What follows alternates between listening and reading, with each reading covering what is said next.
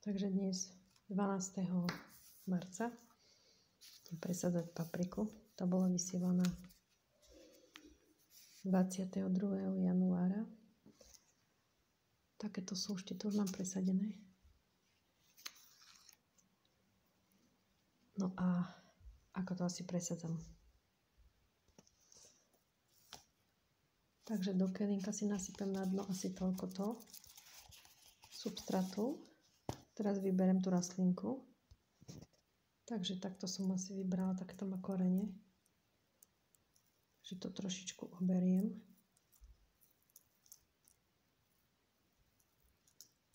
Naruším tie korienky.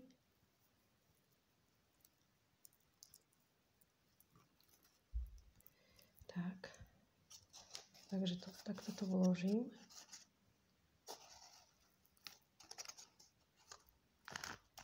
Zasypem to až po tieto kličné listky. No a takto som to zasypala až po tie kličné listky. Toto je konkrétne od roda Nova. To som mala minulý rok, to je dobrá. Do skleníka. Takže tuto mám ďalšie, tie sú už presadené.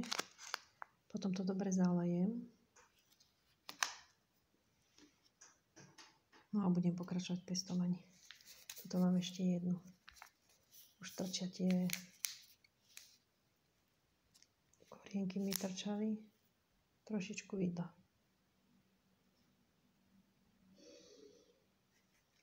No takže ešte túto jednu presadím. Tuto mám už presadené ďalšie odrody. Sú pekné. Takto je to už aj poliate. Som to riadne preliala, až to teče znútra. Tu mám na spodu dierky takéto. A zasadené až po tie prvé kličné listky. Paprika má takú schopnosť, že ona pustí vlastne korienky aj z tej stopky. Takisto ako aj paradajka.